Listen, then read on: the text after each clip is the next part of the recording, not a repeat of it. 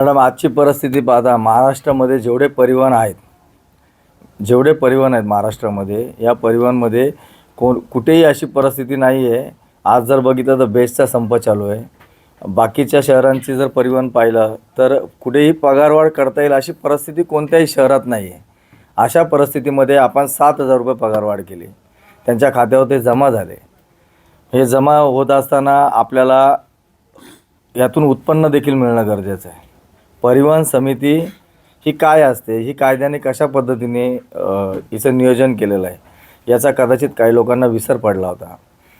तर बदली होणं हे प्रशासकीय ठरावावरती जरी असलं तरी अचानक बदली होणे याच्यामागे काहीतरी वेगळंच कारण आहे किंवा काहीतरी आकसापोटी बदली झाली आहे का, हा शोध घ्यायचा विषय जरी असला तरी शहरासाठी चांगलं काम करणाऱ्या अधिकाऱ्यांना अशा पद्धतीने वागणूक नाही दिली पाहिजे.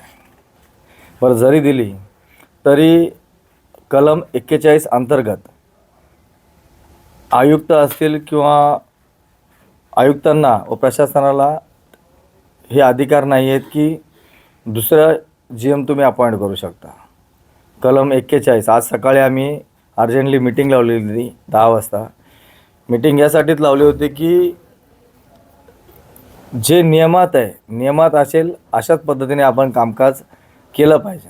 या नियम 41 अंतर्गत 3 अंतर्गत की परिवहन जर अशी परिस्थिती असेल की जर परिवहन व्यवस्थापक हे रजेवर गेलेले असल्यास किंवा त्यांची बदली झाली असताना दुसरे अधिकारी त्या जागेवर येईपर्यंत जी नेमणूक करायची आहे ती फक्त परिवहन समितीच्या मान्यतेने व ती निवड होते. ती निवड करत असताना आम्ही परिवहन समितीतील जे सिनियर आहेत आणि जे त्या कॅटेगरीमध्ये आहेत, ज्यांना त्याचा अनुभव आहे, असे आम्ही आमचे जंगले साहेब म्हणून त्यांची नियुक्ती या ठिकाणी सर्वांमध्ये केलेली आहे आणि ही नियुक्ती नियमात आहे आणि ती आज आम्ही वरती महासभेला मंजुरीसाठी पाठवली.